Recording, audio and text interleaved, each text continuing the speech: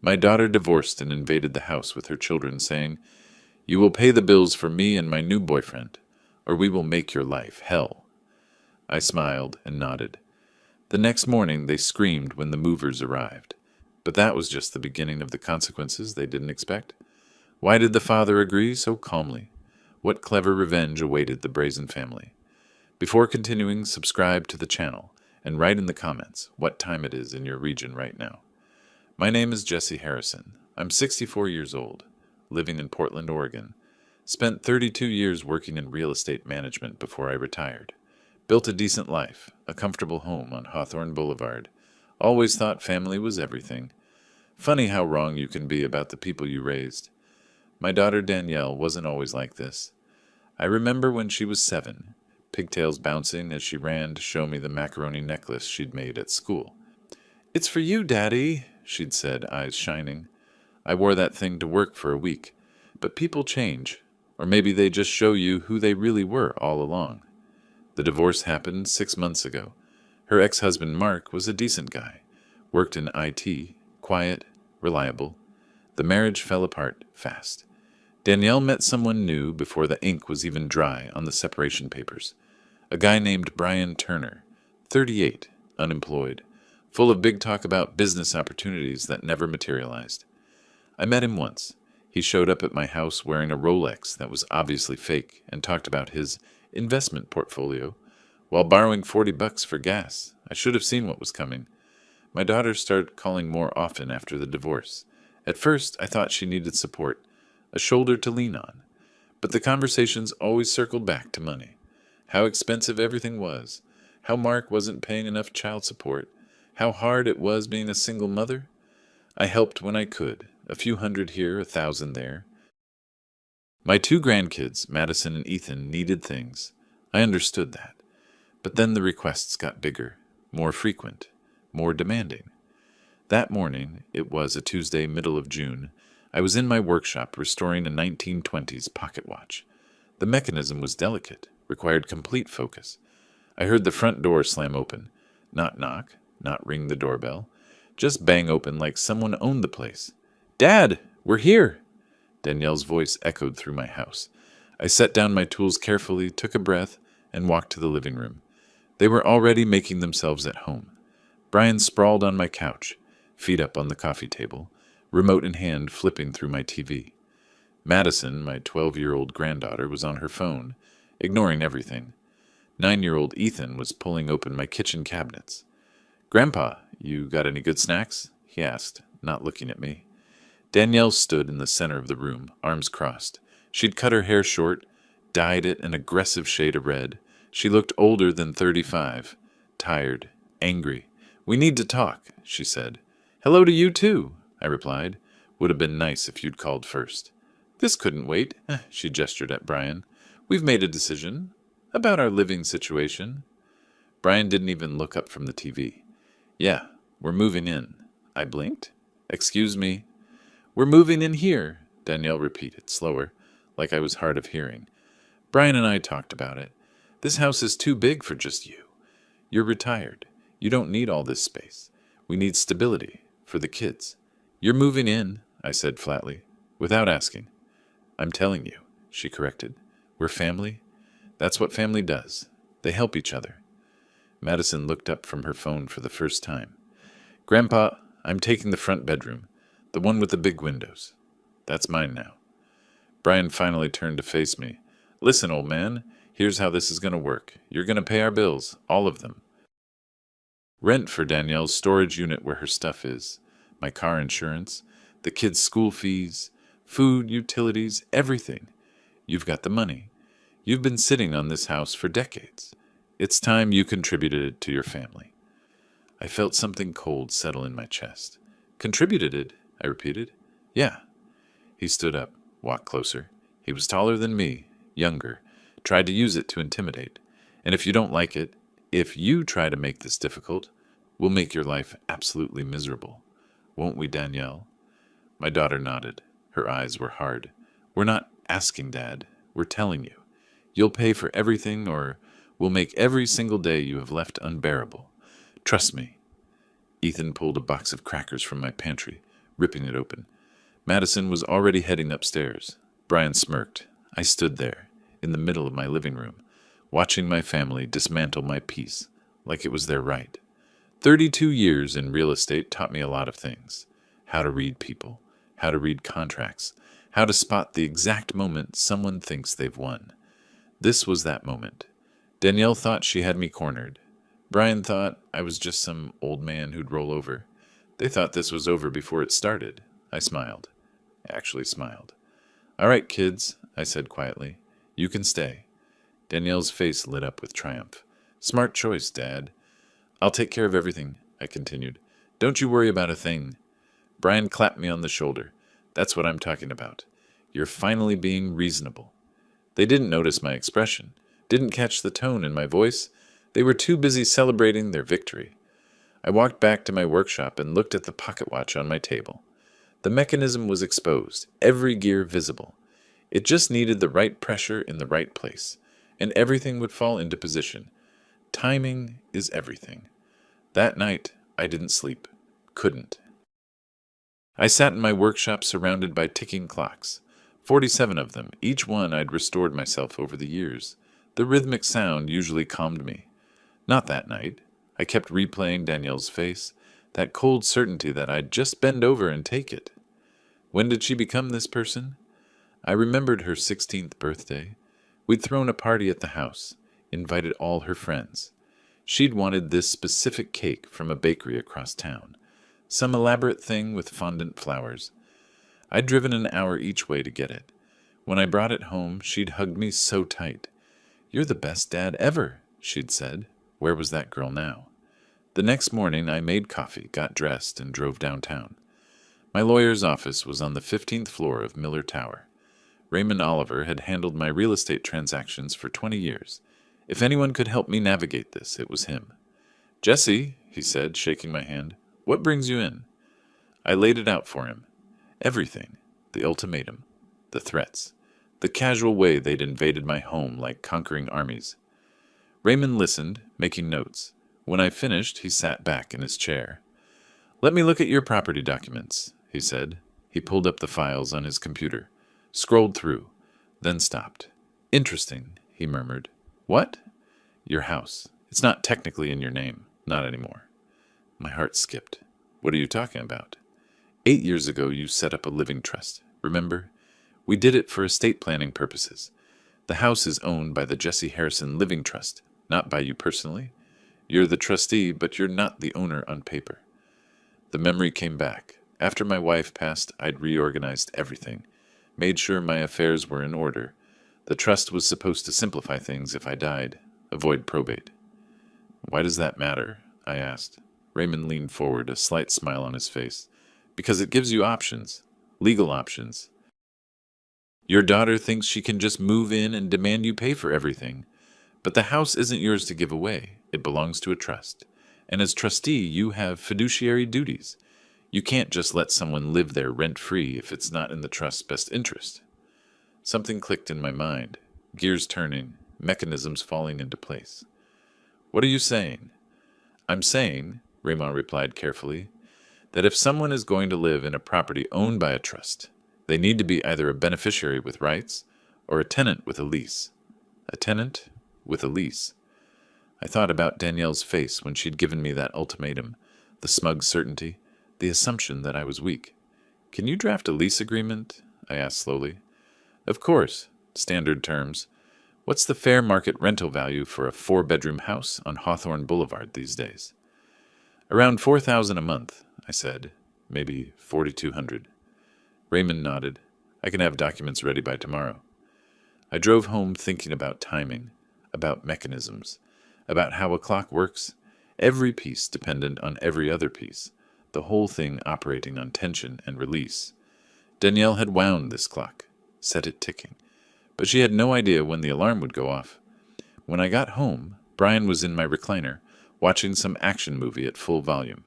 Danielle was on her laptop at my dining table, Madison beside her scrolling through her phone. Ethan was playing a video game on my TV in the den. They'd taken over in less than 24 hours. Hey, Dad, Danielle called without looking up.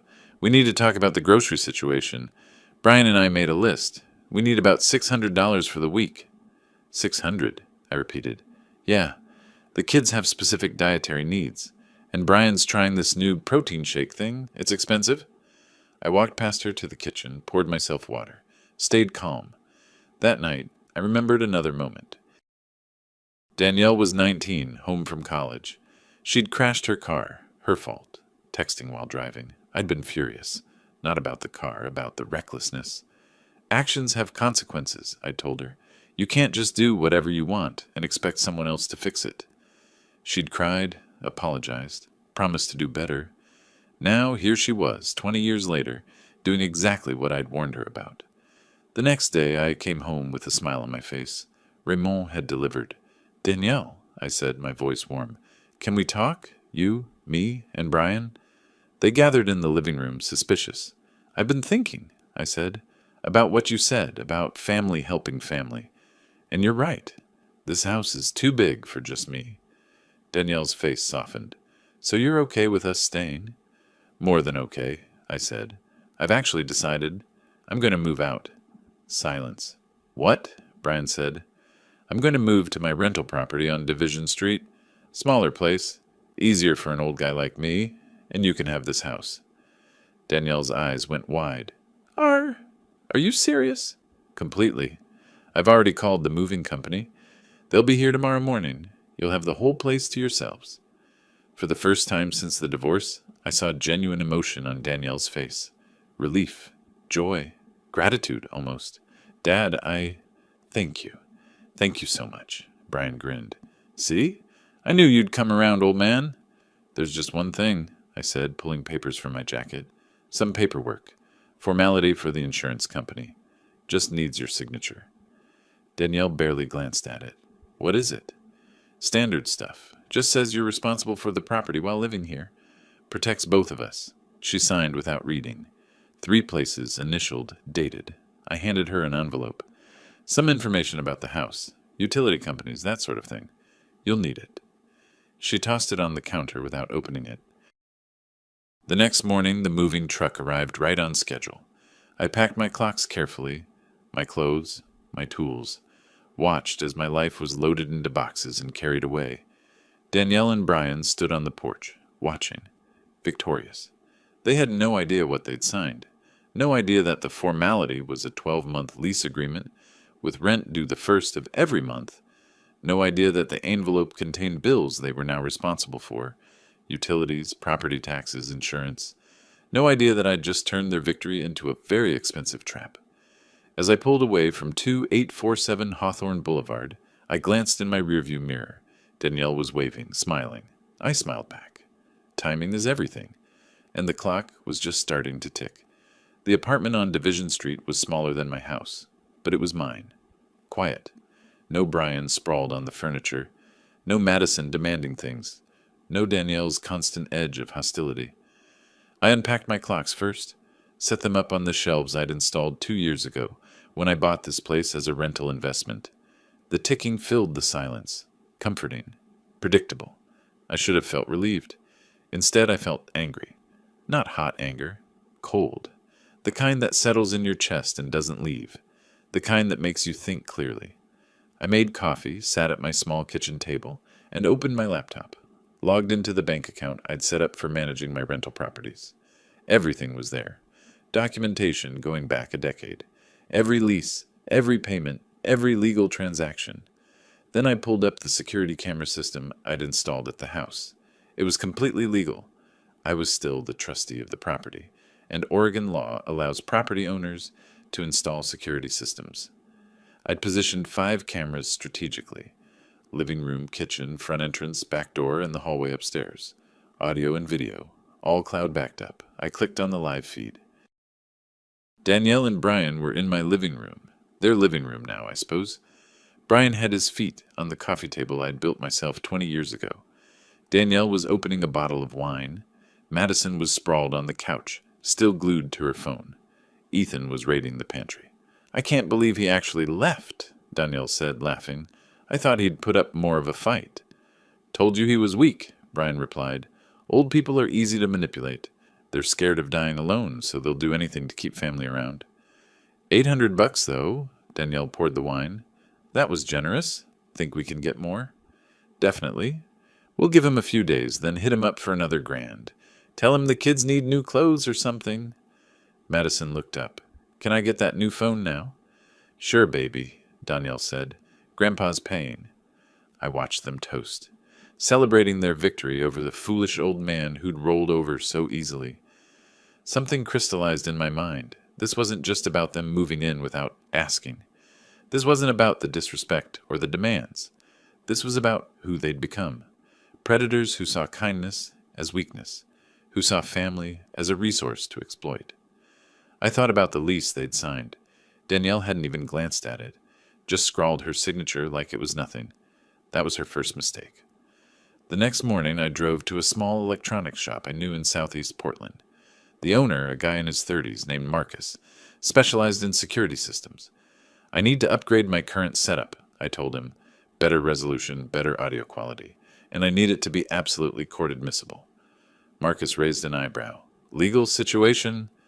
Potential eviction case down the line. Want everything documented properly? He nodded.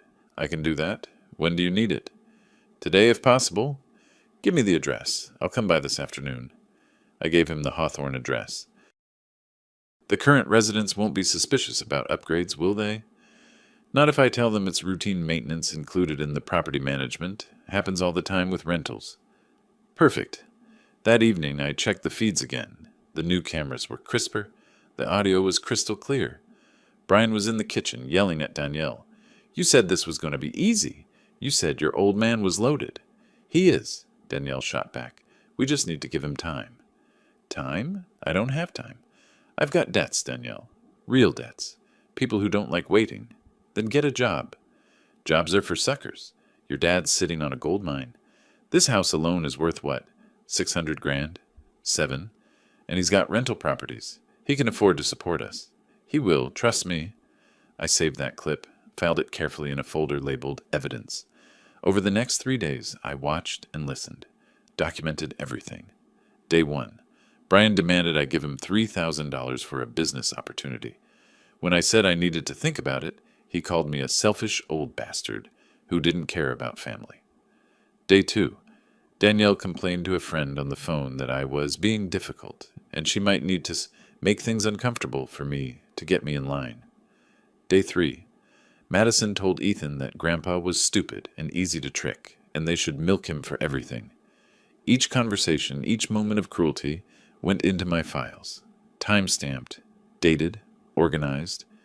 I sat in my small apartment, watching people I'd loved turn into strangers, or maybe they'd always been strangers, and I just hadn't wanted to see it. My phone rang. Danielle. Hey, Dad, she said, voice syrupy sweet. How are you settling in? Fine, I said. Place is comfortable. Good, good. Listen, I was thinking, the kids really need some things for school. And with Brian looking for work, money's tight. Could you help us out? Maybe 2,000? 2,000, just like that. Danielle, I said slowly, when you signed those papers before I left, did you read them? Pause. What papers? The documents I gave you. Oh, those. Yeah, insurance stuff, right? Why? Just wondering. And the envelope I gave you with the house information? Still on the counter, I think. Why are you asking about this? No reason. Just wanted to make sure you had everything you needed. So, about that 2,000? Let me think about it, I said. Dad, I'll call you back. I hung up. That night, I couldn't sleep again. But this time it wasn't anxiety keeping me awake. It was something else. Something that felt almost like anticipation. I went to my workshop, just a corner of the apartment, really, and picked up a pocket watch I'd been restoring. A 1910 Waltham. Beautiful mechanism. Someone had broken the mainspring years ago, and it had sat in a drawer, forgotten. But with the right tools, the right patience, the right pressure applied in exactly the right place. I installed the new mainspring, set the hands, wound it carefully. Tick, tick, tick. Perfect time. Perfect rhythm. I checked my phone.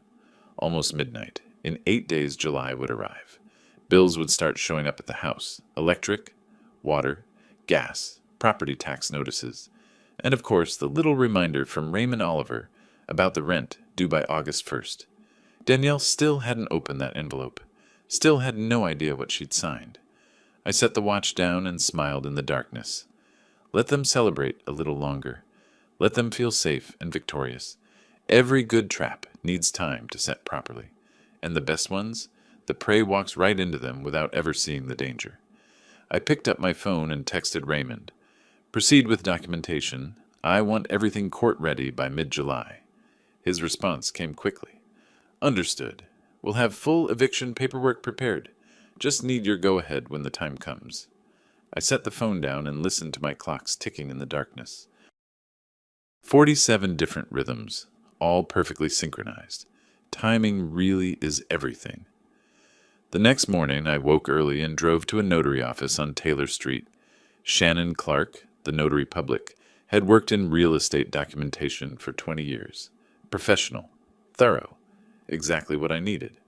Mr. Harrison, she said, shaking my hand, what can I do for you? I laid out the situation, not emotionally, just facts.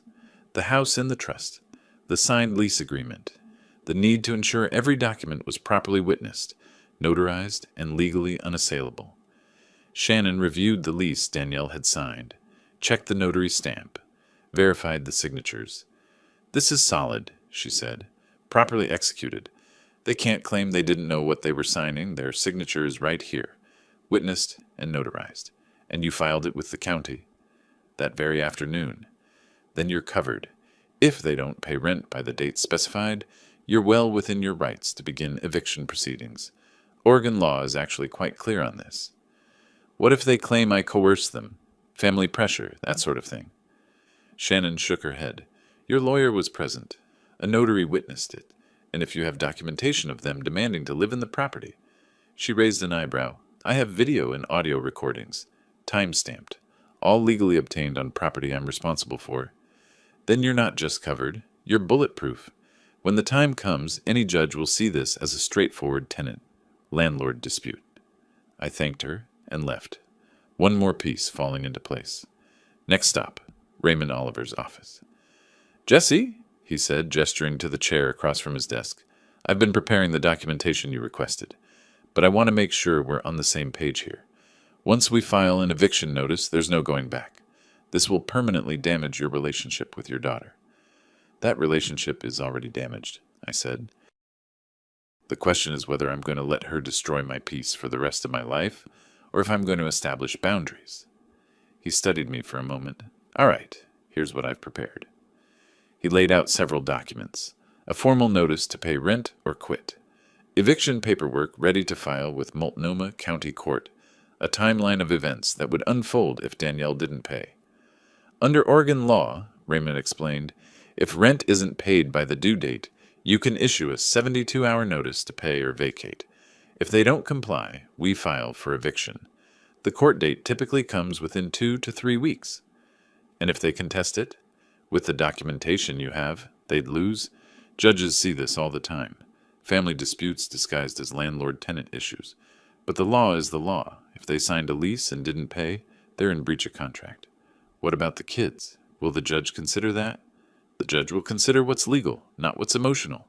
You're not throwing your grandchildren into the street. You're evicting a tenant who refused to pay rent. If your daughter has nowhere to go, that's a consequence of her choices, not your responsibility. His words were cold, but true. I'd spent my whole life being responsible, being the safety net, being the one everyone could fall back on. Maybe it was time they learned to catch themselves. Prepare everything, I said. I want to be ready the moment rent comes due.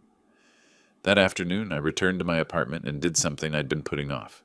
I called my cousin Robert. He lived in Seattle, and we'd always been close.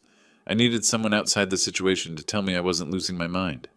Jesse, Robert answered on the second ring. It's been months. How are you? I told him everything.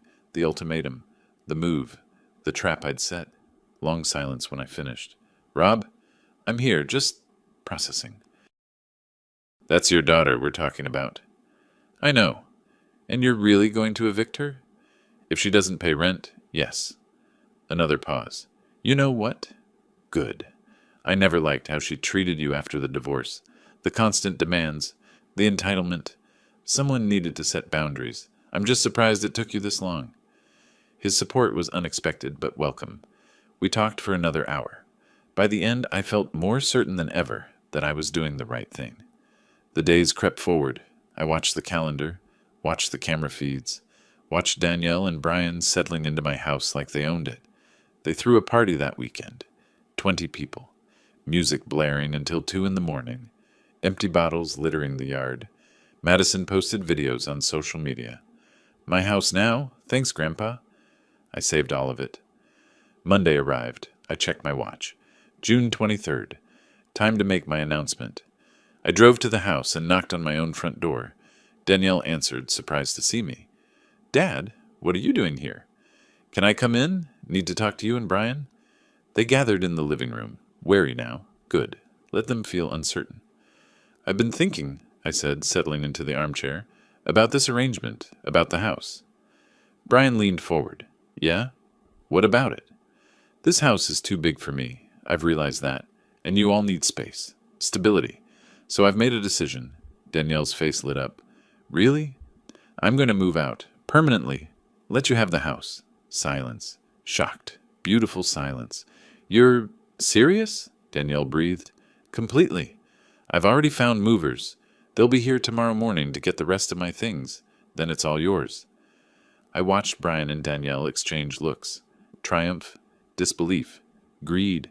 Dad, Thank you, Danielle said. This means everything. I just need you to sign some paperwork first. Formality for the insurance company. And I'll leave you an envelope with all the house information, utility contacts, that sort of thing. Sound good? Yes, absolutely. Whatever you need. I pulled out the documents Raymond had prepared. The lease agreement, disguised as insurance paperwork. Everything legal, everything proper, everything in plain English, if anyone bothered to read it. Danielle signed without reading. 3 places. Initialed. Dated. Perfect. I handed her the envelope. Everything you need to know is in here. Read it carefully. She set it on the counter without opening it. Thanks, Dad. The movers came the next morning, right on schedule. I supervised as they loaded my remaining possessions. My favorite chair. My tools. The rest of my clock collection. Danielle and Brian stood on the porch, watching. Victorious. Smug. See you around, old man, Brian called out. I'm sure you will, I replied. As the truck pulled away, I looked at the house one last time. The house I'd bought 30 years ago, where I'd raised Danielle, where my wife and I had built a life. It was just a building now. Bricks and wood and memories. What mattered was what came next. I drove to my apartment, unloaded my things, and set up my clocks. When everything was in place, I sat down with my laptop and opened a spreadsheet. First rent payment due, August 1st. Amount, $4,200. Property tax first installment due, August 15th. Amount, $1,950. Monthly utilities average, $735. Insurance monthly, $192. Total monthly cost to maintain the house, $7,077. Danielle's savings after her divorce, approximately $11,000, based on what she'd told me. Time until she'd be completely broke if she paid everything. Just over a month. Time until I could legally file for eviction if she didn't pay. 72 hours after August 1st. The math was beautiful. Clean. Inevitable. I closed my laptop and walked to my workshop corner. Picked up the 1910 Waltham pocket watch I'd just finished restoring. Opened the case. Watched the mechanism work. Every gear perfectly placed. Every spring properly tensioned. All the pieces working together toward a single, predictable outcome. I smiled. Danielle thought she'd won. Thought she'd manipulated her old, weak father into giving her everything she wanted. She had no idea she'd just signed her own eviction notice. The trap was set. The clock was ticking. Now all I had to do was wait. The first week passed quietly. Too quietly. I watched the camera feeds from my apartment, sipping coffee as Danielle and Brian settled into their new home like conquering monarchs. They threw a party that first weekend. I counted 23 people. Music thundering through the walls until 3 in the morning. Empty beer bottles scattered across my lawn. Madison posted it all on social media. My house now. Life is good. I saved every post, every photo, every video. They were building my case for me, one reckless celebration at a time. The following Tuesday, I noticed something on the camera feed. Danielle was sitting at my dining table, her dining table now, I suppose, staring at a stack of envelopes. Her face had that expression I remembered from when she was young and realized she'd made a mistake. Confusion mixed with the beginning of panic. She picked up her phone and called me. Dad? Danielle, how's everything going? Why am I getting bills? I took a sip of coffee. What kind of bills? Electric, water, internet, gas. They're all in my name now. Why are they in my name? Because you're responsible for the house, honey. Remember? You wanted it. But I thought you'd still pay for... Pay for what? I don't live there anymore. You do. When you signed the paperwork, you agreed to take on all responsibilities for the property. Silence. I could almost hear the gears grinding in her head, rusty from disuse. How much are these bills? She asked quietly. Should be around $700 a month, give or take. Depends on usage. You've been throwing a lot of parties, so probably higher this month. $700? Roughly. Plus there's the property tax payment coming up. Should be getting a notice about that soon. Property tax? $1,800 every 6 months. First payment's due middle of next month. More silence. Then, Dad, I can't afford all this.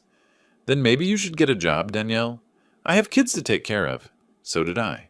Still worked every day for 32 years. Funny how that works. She hung up on me. I smiled and went back to watching the cameras. 2 days later, I saw her open the envelope I'd left on the counter, the one she'd ignored for over a week. She pulled out the papers, started reading, stopped, went back to the beginning, read again. Her face went through a fascinating transformation. Confusion, disbelief, shock, then anger, pure incandescent rage. She grabbed her phone and dialed. I answered on the third ring. You made me sign a lease? Good morning to you, too. A lease? For $4,200 a month? That's the fair market rate for a 4-bedroom house in this neighborhood.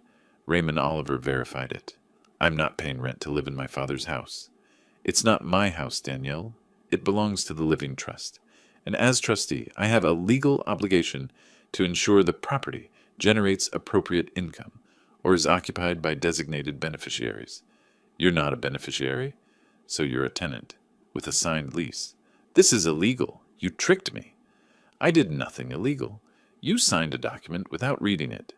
That's not trickery. That's carelessness. Every word of that lease is standard language. Your signature is notarized. It was witnessed by a lawyer. You can contest it if you want, but you'll lose. We'll see about that. She hung up again. I poured myself another coffee and checked my spreadsheet. Bills they'd received so far, $735. Property tax notice arriving, 3 days. Rent due date, 11 days. Their approximate remaining savings, $10,200. The clock was ticking faster now. That weekend I drove past the house, just to see it. The lawn needed mowing. There was damage to the mailbox. Someone had backed into it during one of their parties. Paint was already chipping on the front porch steps, where someone had spilled beer. 3 weeks. They'd had the place for 3 weeks and were already destroying it. I took photos, added them to my documentation. The next Monday, I received a call from Raymond Oliver. Jesse, your daughter hired an attorney, Harold Chen. He's requesting a meeting to discuss the lease agreement. What's there to discuss? His position is that you coerced her into signing under false pretenses, that you misrepresented the nature of the document. Can he prove that? Not from what I've seen. The lease is clearly labeled. The terms are in plain English. She had the opportunity to read it before signing. Do you want to meet with them? Sure. Why not? Should be entertaining. We met 2 days later at Raymond's office. Danielle showed up with her attorney, a tired-looking man in an ill-fitting suit, who clearly handled a lot of landlord-tenant disputes on the cheap.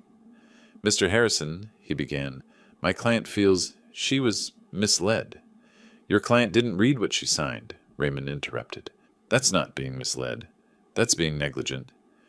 The document was presented as insurance paperwork. No, I said calmly. I said it was paperwork that needed to be signed. A formality, which it was. A formal lease agreement. I never specified what kind of paperwork. She assumed? Harold Chen looked at Danielle. She looked away. The rent amount is excessive, he tried. $4,200 for a family member? It's market rate, Raymond countered. I can provide comps for similar properties in the neighborhood. Some are higher. My client doesn't have the means to pay. Then she shouldn't have signed a lease committing her to pay. Look, mister Chen, we can do this the easy way or the hard way. Your client has a legal obligation to pay rent. If she doesn't pay by the 1st of next month, we'll file for eviction. It's that simple. Danielle finally spoke. Dad, please. I'm your daughter. Madison and Ethan are your grandchildren. You're really going to throw us out? I looked at her, really looked at her, saw the desperation, the anger underneath it, the entitlement that still burned in her eyes even now. You came to my home, I said quietly, with your boyfriend and your kids, and told me I'd pay your bills, or you'd make my life miserable. You threatened me, Danielle, in my own house. You treated me like I was nothing more than a wallet. So now you're facing the consequences of your choices. We're family, yes, and family doesn't treat each other the way you treated me. She stood up. Fine, we'll pay your stupid rent. Harold Chen looked alarmed. Ms. Harrison, I don't think... We'll pay it. Happy now, Dad? I smiled. I'll be happy when the check clears. They left. Raymond closed the door and turned to me. She doesn't have the money, does she? No, but I'll give her credit for one thing. She's committed to the lie. 3 days later, the rent due date arrived. No check, no payment, nothing. I waited 72 hours as required by Oregon law. Then I sent Raymond the go-ahead. He filed the eviction notice that afternoon. The knock came exactly when I expected it. 2 days after we filed the eviction paperwork, loud, aggressive pounding on my apartment door, I checked the peephole. Brian, face red, fists clenched. I called 911 first, then opened the door with the chains still on. You've got a lot of nerve, he shouted, trying to evict us like we're nothing. I'm not trying. I am evicting you. You didn't pay rent. That rent is criminal. You're a con artist. I'm a landlord. You're a tenant who signed a lease and broke it. Now you're trespassing at my residence and harassing me. The police are on their way. His face did something interesting. Went from red to white in about 2 seconds. His mouth worked, but no sound came out.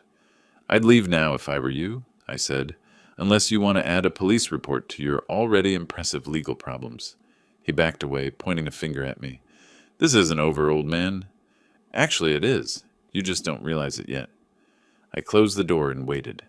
The police arrived 7 minutes later, took my statement, went to the house to talk to Brian, gave him an official warning about harassment. I added the police report to my growing file of documentation. The following Monday, Danielle's attorney called Raymond. My client is prepared to contest the eviction. On what grounds? The lease is unconscionable. The rent is excessive. Mr. Harrison misrepresented. We've been through this. File your response. See you in court. Raymond hung up and called me. They're going to fight it. Good, I said. I want them to. I want every bit of their desperation on record. The hearing was scheduled for 3 weeks later. During that time, I watched them scramble. Watched Danielle try to borrow money from friends, family, anyone who'd listen. Watched her savings account. Yes, I'd legally obtained access to verify her ability to pay rent. Dropped to $6,200. Then $4,100. Then $2,800. She was spending faster than water circling a drain. I received a call the week before the hearing. Danielle, her voice small and broken. Dad, please, I'm begging you. Don't do this. You had 3 weeks to pay rent. You chose to spend that time fighting me instead of finding a solution. I don't have the money. Then you shouldn't have signed a lease you couldn't afford. We're family. You keep saying that, like it's a magic word that erases everything you did. Family doesn't threaten each other, Danielle. Family doesn't move in uninvited and demand financial support. Family doesn't treat someone like an ATM. I made a mistake. Yes, you did. And now you're learning that mistakes have consequences. The kids, Dad. Think about Madison and Ethan. And there it was. The trump card. The guilt lever she always pulled. I'm thinking about them, I said. I'm thinking about what they're learning from watching you. That you can threaten people and face no consequences. That you can sign contracts without reading them and someone will bail you out. That you never have to be responsible for your own choices. I'm doing them a favor, Danielle. I'm teaching them the lesson you never learned. Silence. Then quietly, I'll never forgive you for this. I can live with that. She hung up. The day of the hearing arrived. I dressed carefully. Conservative suit. Pressed shirt. I wanted to look like what I was, a responsible property owner dealing with an irresponsible tenant. The courthouse was busy. Multnomah County handled dozens of eviction cases every week. We were just another number. Raymond and I sat at one table. Danielle and Harold Chen at another. She looked terrible. Hair unwashed, dark circles under her eyes, clothes rumpled. Brian wasn't with her. Smart move on her part, probably. The judge entered. Honorable Patricia Reeves, according to the nameplate. Mid-50s, stern face, no-nonsense demeanor. She'd clearly heard every excuse in the book.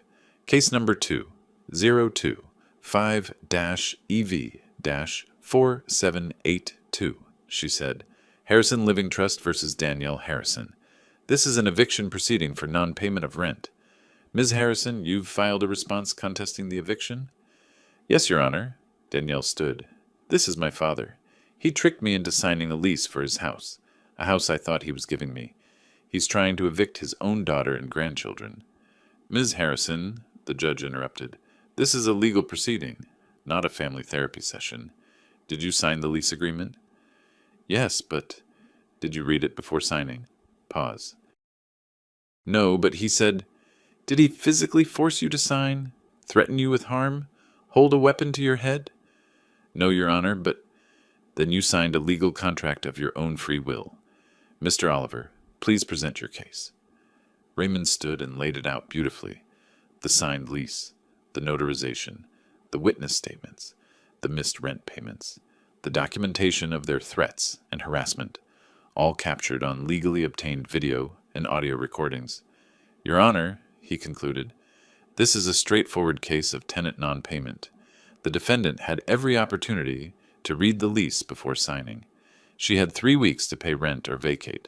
She chose to do neither. We're simply asking the court to enforce the terms of the contract she voluntarily entered. Judge Reeves reviewed the documents, watched snippets of the video, listened to the audio of Danielle threatening to make my life miserable. Her expression never changed. Ms. Harrison, she said finally, do you have the rent money? No, Your Honor, but if you give me more time. How much time have you had already? 3 weeks, but... And in those 3 weeks, did you seek employment, file for assistance, make any effort to honor your contractual obligations? Danielle's mouth opened, closed. She looked at her attorney, who looked at his shoes. I find for the plaintiff, Judge Reeves said. Ms. Harrison, you are hereby ordered to vacate the property within 15 days. If you pay the full amount, owed $8,400 in back rent, plus $1,200 in court costs, you may remain. Otherwise, eviction will proceed. If you fail to vacate voluntarily, the sheriff's office will remove you. Next case. Danielle just stood there, frozen. Her face had gone completely white. Her hands trembled as she gripped the table edge. Your Honor, Harold Chen tried weakly, perhaps we could arrange a payment plan. Mr. Chen, your client signed a lease and failed to pay. The landlord is under no obligation to negotiate. If Ms. Harrison wants to remain in the property, she'll pay what she owes. If not, she'll leave. That's how rental agreements work. We're done here. The gavel came down. Danielle turned to look at me. Her eyes were red, tears streaming down her face. Her mouth moved, but no sound came out. She looked exactly like she had when she was 6 years old, and realized she'd done something that couldn't be undone. For a moment, just a moment, I felt something twist in my chest. Then I remembered her face when she'd invaded my home. The smug certainty, the cold demands, the threats. I stood, buttoned my jacket, and walked out. Raymond caught up with me in the hallway. 15 days, he said. Then the sheriff enforces the order. Good, I said. Jesse, you okay? I thought about it. Was I okay? I'd just effectively made my daughter homeless, but she'd made that choice herself. I just held up the mirror. Yeah, I said. I'm okay. Behind us, I heard Danielle's sobs echoing through the courthouse corridor, high and desperate and furious all at once, the sound of consequences arriving right on schedule. The 15 days moved like a countdown, each one bringing Danielle closer to the reality she'd been trying to deny since that courtroom door closed behind her. I didn't take any pleasure in it, not exactly, but I won't lie and say I didn't feel a sense of rightness, like a mechanism finally clicking into place after being misaligned for too long. The day after the hearing, Danielle called me. No yelling this time, just exhaustion. "I'm trying to get the money," she said. "I've called everyone I know." "And? No one has $9,000 to loan me, Dad. Not without collateral, and I don't have anything to offer. You could get a job, start making payments." "In 15 days? How much could I possibly make?" "You should have thought about that before you signed a lease you couldn't afford." Silence. "Then, you planned this. From the beginning. The trust, the lease, moving out, it was all planned." Finally, the light bulb flickering on. "I gave you exactly what you demanded," I said. "The house. Free access. No interference. You just didn't read the fine print. That's not—" She stopped. Started again. "I'm your daughter." "Yes, and you threatened me in my own home. You moved in without asking. You demanded I pay for your boyfriend's lifestyle. What did you think would happen, Danielle? That I'd just accept that forever? I thought," her voice cracked, "I thought you loved me." That one hurt, aimed right at the soft spot every parent has. "I do love you," I said quietly. "That's why I'm teaching you this lesson instead of just cutting you out of my life completely. You needed to learn that actions have consequences, that you can't treat people, family or otherwise, like ATMs, that contracts mean something. This lesson is going to make me homeless. No, your choices are going to make you homeless. I gave you options. You chose not to take them." She hung up. Over the next week, I watched the cameras, watched them pack, watched Brian and Danielle fight, about money, about blame, about whose fault this was. Watched Madison cry when she realized they were really leaving. Watched Ethan ask questions no one wanted to answer. 8 days before the eviction deadline, Danielle's cousin Robert called me. We'd talked before, right after I set the trap. Now he had news. "She called me," he said, "asking for money. Begging, really." "Did you give it to her?" "No. I told her the same thing you did, that she made her bed. But Jessie, she's really desperate. Talking about borrowing from loan sharks, payday lenders, crazy stuff. Let her talk. She won't actually do it. She's smarter than that." "I hope you're right." So did I. 5 days before the deadline, something changed. I was watching the camera feed when I saw Danielle pull out her laptop and start searching for something. Her face was set, determined, the way she used to look when she was younger and decided to tackle a problem head on. She spent 3 hours online, making calls, sending emails. The next day, a moving truck appeared, not the sheriff, a regular moving company. They started loading her belongings. She was leaving early. I felt something unexpected. Not triumph, more like sadness. Watching your child give up even when they needed to give up isn't satisfying. It's just sad. But then I saw what she was doing. She wasn't just moving out. She was stripping the house, taking things that weren't hers. The curtains I'd bought, the patio furniture, even some of the light fixtures. I called Raymond immediately. "She's taking property that wasn't included in her personal belongings. What can we do?" "Document everything, photos, video, itemized list. We can file a separate claim for stolen property if we need to." I documented it all. Every missing item. Every piece of furniture that belonged to the house, not to her. 3 days before the deadline, she was gone. The house empty. The door locked with her key left on the kitchen counter along with a note. "You won. Happy now?" I drove over to check the damage. It was worse than the cameras showed. Holes in walls where she'd ripped down decorations. Stains on the carpet. The back door hanging crooked on its hinges. Trash everywhere. They'd destroyed it. In 3 months, they'd destroyed a house I'd maintained for 30 years. I took photos of every room, every piece of damage, added it all to my file. Then I called the company I'd set up 10 years ago, Cascade Property Holdings. Time for the final move. Raymond handled the paperwork. The living trust sold the house to my LLC for $655,000, a fair price, properly appraised, legally clean. The trust paid off its obligations. The LLC took ownership, and I remained in control of it all. The beauty of it was that Danielle would never know. She thought some random investment company had bought the property.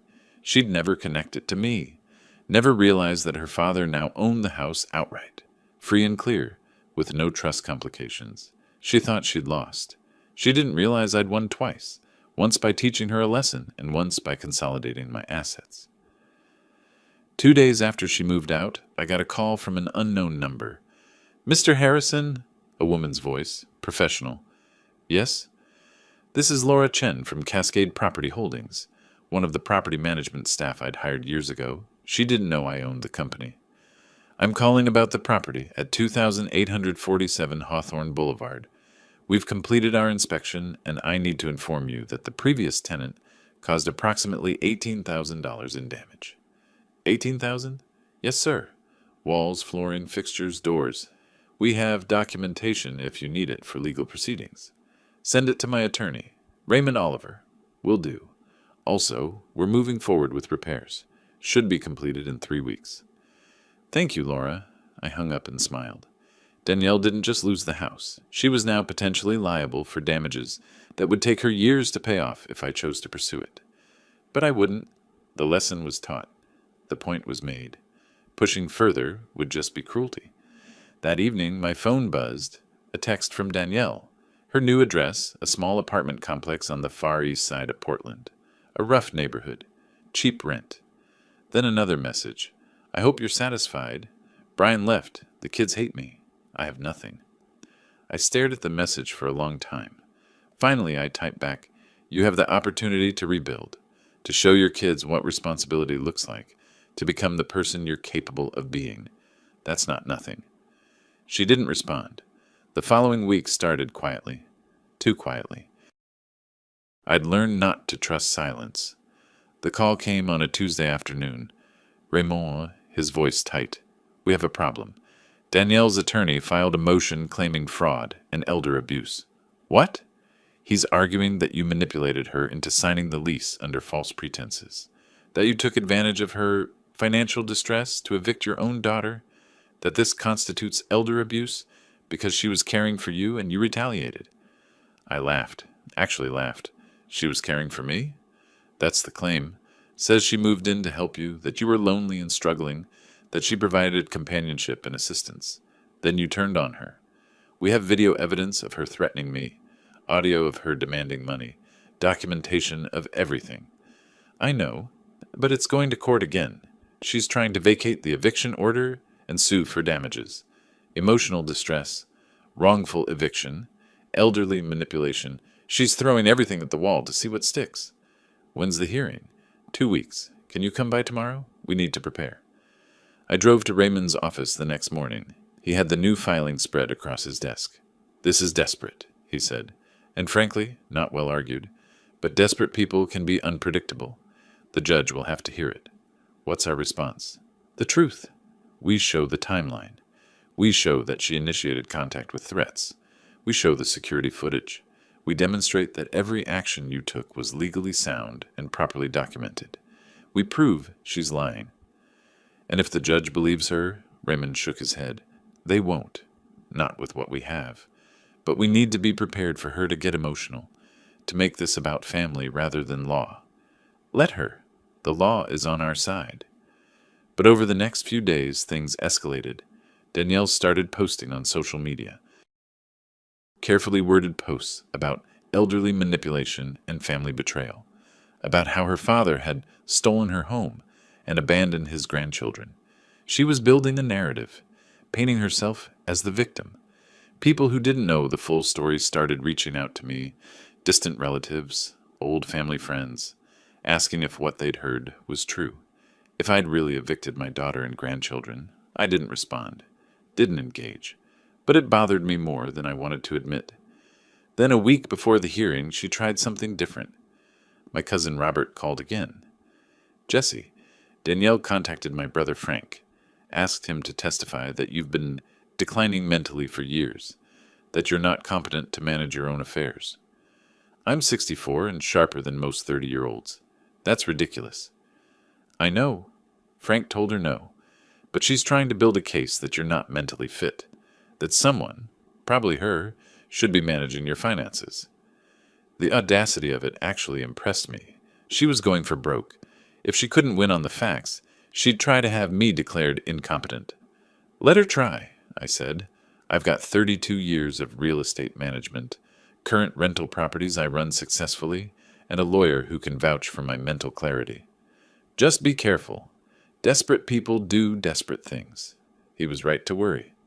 2 days later, someone broke into my apartment. I came home from coffee with an old colleague to find my door jimmied open. Nothing major taken. My TV was still there, my laptop, but my files were gone. The documentation I'd kept at home, the backup copies of the security footage. I called the police, filed a report, then called Raymond. They took the files, I told him. Do you have other copies? Everything's backed up digitally. Cloud storage. They got physical copies, that's all. Then they accomplished nothing except adding breaking and entering to their problems. If we can prove it was them, I have security cameras in my apartment hallway. We'll see who it was. The footage was grainy but clear enough. Brian, wearing a hoodie, keeping his head down, but unmistakably Brian. I gave it to the police. Now he was facing criminal charges, and Danielle's case was falling apart before it even started. The day of the hearing arrived. I walked into the courthouse expecting another straightforward session. Instead, I found a media circus. Danielle had tipped off a local news station. They were there with cameras, interviewing her on the courthouse steps. My father is a sick man, she was saying, tears streaming. He needs help, and instead of getting him that help, I'm being punished for trying to care for him. I walked past without comment.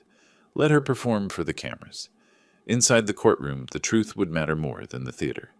Judge Reeves was back on the bench. She looked annoyed. Ms. Harrison, she said once we were all seated, you're back in my courtroom with a motion to vacate my previous order. This better be good. Danielle's attorney stood. Your Honor, new evidence has come to light suggesting Mr. Harrison manipulated my client while experiencing cognitive decline.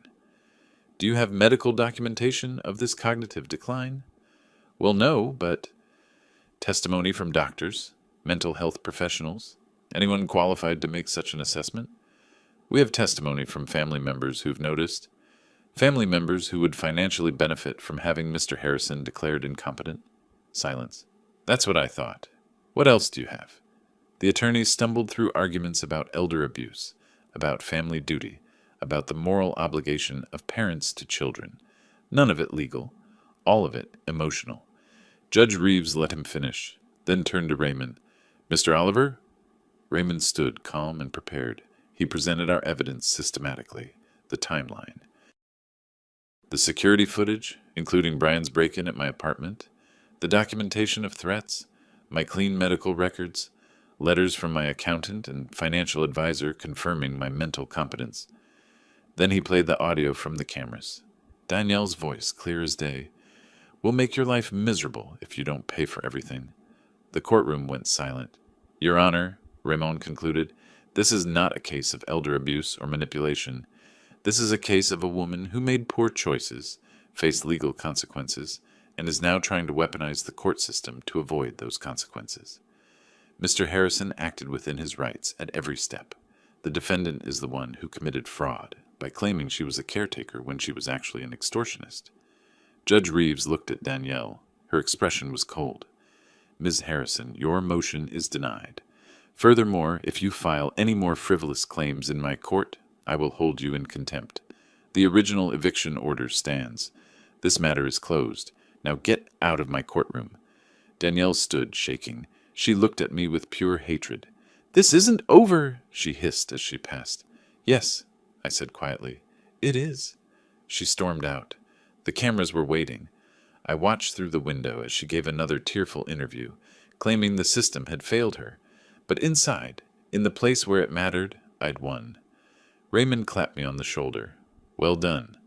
Is it really over? Unless she appeals? But she has no grounds, no money for a lawyer, No case. Yes, Jesse, it's over. I walked out of the courthouse into the afternoon sun. My phone buzzed, a message from the Cascade Property Holdings renovation team. Repairs complete. Property ready for occupancy. I smiled. Time to go home. The final week of the eviction period played out like the last movements of a symphony. All the pieces falling into place, one after another, inevitable and complete. The sheriff arrived at the house on the appointed day. I wasn't there. Didn't need to be. I watched from my apartment via the security cameras I'd never disabled. Watched as the official in his uniform knocked on the door. Watched as Danielle answered, her face a mask of exhausted defeat. "Ms. Harrison," he said, holding up the court order, "I'm here to enforce the eviction. You have until 5 o'clock today to vacate the premises. If you're not gone by then, I'm authorized to remove you and your belongings." She didn't argue, didn't cry, just nodded and turned back inside. Brian's truck was already gone. He'd left 3 days earlier, right after their final blowout argument. I'd watched that too. Him screaming at her that this was all her fault. Her screaming back that he was a useless leech. Madison had cried. Ethan had hidden in his room. And I'd felt nothing. Not satisfaction, not sadness. Just the cold certainty that this was what needed to happen.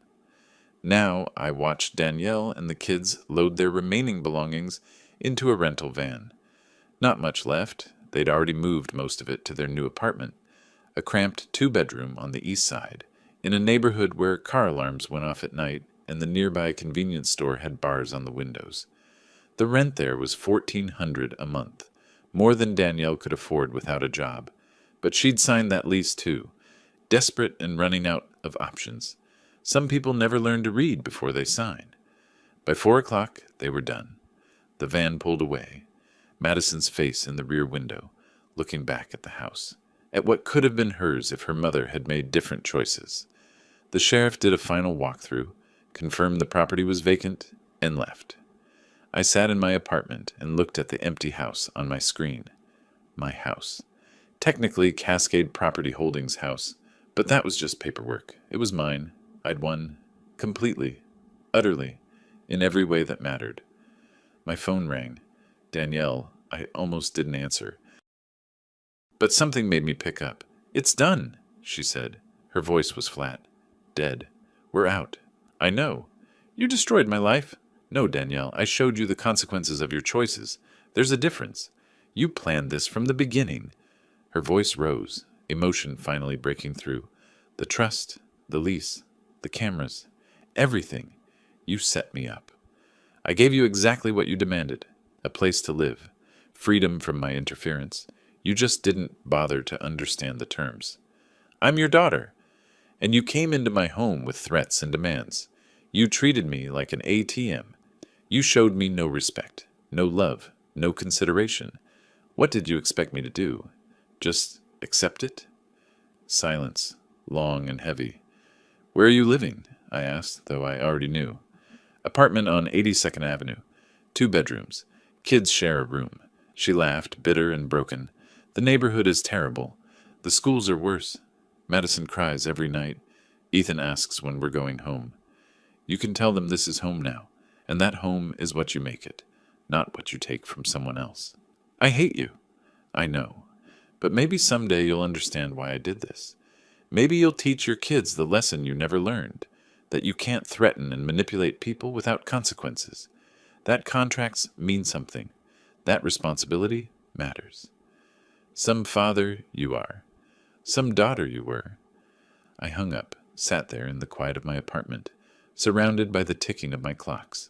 47 different rhythms, all perfectly synchronized, all keeping perfect time. I'd spent 3 months executing this plan, 3 months of careful documentation, legal maneuvering, strategic patience, 3 months of watching my daughter self-destruct while I held the tools of her destruction in my hands, waiting for the right moment to use them. And now it was done. I should have felt triumphant, victorious. Instead, I just felt tired, but also peaceful. For the first time since Danielle had crashed into my life with her ultimatums and her boyfriend and her entitled demands, I felt at peace. My phone buzzed again, A message from Raymond. Final eviction complete. Property legally vacant. Cascade ownership transfer finalized. You're clear to move back whenever you want. Whenever I want. I looked around my small apartment. I'd gotten used to it over these months. The quiet, the simplicity, the lack of drama. But it wasn't home. Home was 2847 Hawthorne Boulevard, with its workshop and my clock collection and the porch where I used to sit and watch the evening sky turn purple over Portland. I texted back, "I'll be there tomorrow."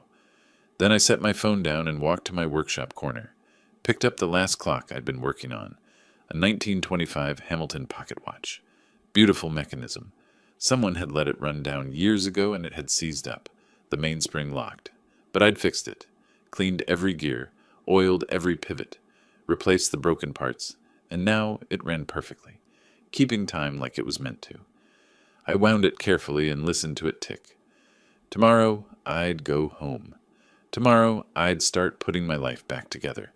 But tonight, I just sat in the quiet and listened to my clocks measure out the seconds of a job well done. Moving back into the house felt surreal. The renovation team had done excellent work. You'd never know it had been nearly destroyed just weeks earlier. Fresh paint, new carpet, repaired walls, everything cleaned and restored. Better than it had been before, actually. I spent the first day just walking through the rooms, reacquainting myself with the space, setting up my workshop, arranging my clocks on their shelves, making coffee in my own kitchen. It felt right, like putting on a comfortable old coat after wearing something stiff and formal for too long. The second day, I met with Raymond to finalize the last of the paperwork. "Congratulations," he said, shaking my hand. "You now own this property free and clear through your LLC. No trust complications, no tenant issues. Clean title. What about the damage claim? $18,000 in documented losses. You could pursue it if you want. Sue Danielle for restitution." I thought about it, about adding one more layer of consequences, one more reminder of what her choices had cost. "No," I said finally. "The lesson's been taught. Pushing further would just be cruel." Raymond nodded. "Probably wise. Besides, she has no assets. You'd win a judgment you could never collect." "Exactly." We finished the paperwork, shook hands again. He left. I sat in my living room, my actual, legal, uncontested living room, and felt the weight of the past 3 months finally lift off my shoulders. It was over. Really, truly over. That evening I was setting up my favorite chair on the porch when my phone buzzed. A text from an unknown number. I opened it. "This is Danielle. New phone. I wanted you to know. I found a job. Cashier at Fred Meyer. It's not much, but it's a start. Madison and Ethan are adjusting. Slowly. I'm trying to do better. To be better. I don't know if you care, but I thought you should know." I stared at the message for a long time. Part of me wanted to ignore it, to let the silence speak for itself. But another part, the part that remembered the little girl with pigtails running to show me her macaroni necklace, couldn't quite let go. I didn't respond to the text, didn't reach out, didn't offer help or encouragement or forgiveness. But I saved the number, just in case. Maybe someday, years from now, when she'd proven she'd really changed, when she understood what responsibility meant, when she'd rebuilt herself into someone worthy of trust. Maybe then, but not today. Today was about me, about reclaiming my peace, about sitting on my porch in my house with my life back under my control. I made myself coffee and sat in my chair as the evening sky turned that particular shade of purple that only happens in Portland in late September. The air was cooling. Leaves were starting to turn. The neighborhood was quiet. My neighbor, Mrs. Chen, waved from across the street. "Good to see you back, Jesse." "Good to be back," I called. And it was. It really was.